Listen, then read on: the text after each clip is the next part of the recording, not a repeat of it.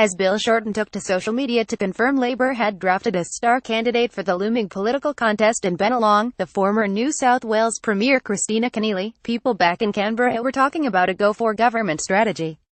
With the dual citizenship fiasco continuing to erupt on multiple fronts, and the Liberal Party still unclear whether John Alexander will be cleared to defend the seat he has held by a margin of just under 10%, Labour lined up its ducks, and confirmed on Tuesday Keneally would run in what will be a ferociously contested by-election in Bennelong. The day one messaging was delivered with equally ruthless precision. Keneally told reporters in Sydney on Tuesday she was running, not because Alexander, a lovely guy, great at tennis, sloppy with paperwork, was a dual citizen, but as a referendum on the performance of the Turnbull government. With all the stature and experience of a former state premier, and the polish of a professional broadcaster, Keneally smiled genially as she went for Malcolm Turnbull's throat. She said Turnbull had allowed a crisis to envelope the parliament on his flanked by Shorten. Keneally told reporters she was running because this is a moment, this is an opportunity for the community in which I live to stand up and say to Malcolm Turnbull, your government is awful.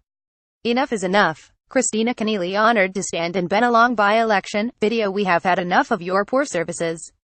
We have had enough of your poor policies, and we have had enough of your poor leadership, she said. Shorten cast Labour as the underdog in the by-election contest on the 16th of December. It's tough for us. This is a 10% Liberal seat. Shorten said he admired Keneally's accomplishments, but she's not guaranteed of success here. We are behind as we speak.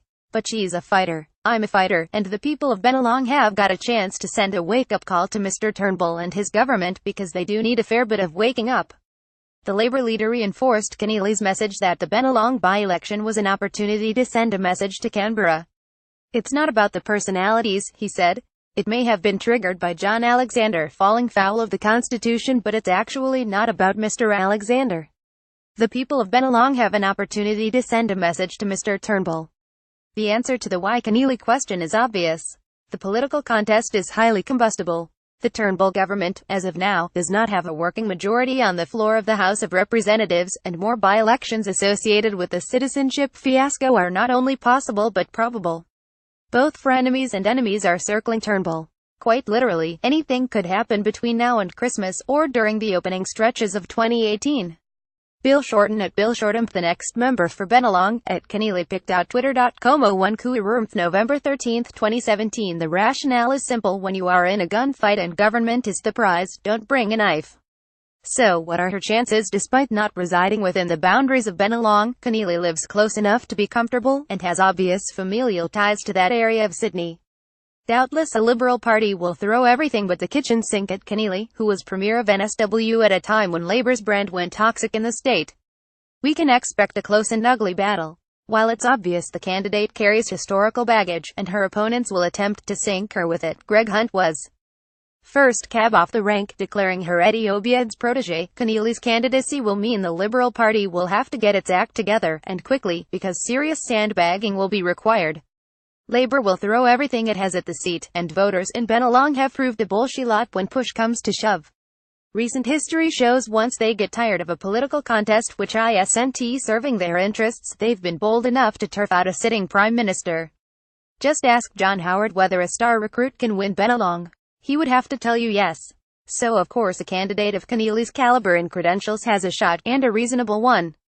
But we also have to ask some questions which are relevant beyond the default obsession of politicians and their adrenaline-charged backrooms, which is winning one news cycle, and then the one after that, and then the one after that, a phenomenon that bakes short-termism into the Australian political system, to the obvious cost of voters. This is a deft move by Labour politically, emblematic of Shorten's ruthless and often highly successful instincts to outflank his opponents, but it also carries long-term consequences.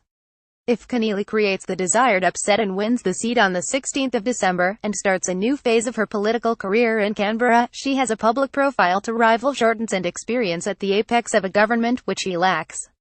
Is she supposed to sit politely on the backbench and tend her constituency? Keneally's star burned so brightly she couldn't even get through her first press conference as Labour's candidate for Bennelong without being asked would she like to be Prime Minister. What are your long-term ambitions, Kristina? So, while it's clear Labour won on Tuesday, created the moment, generated the headlines, tomorrow always remains another story.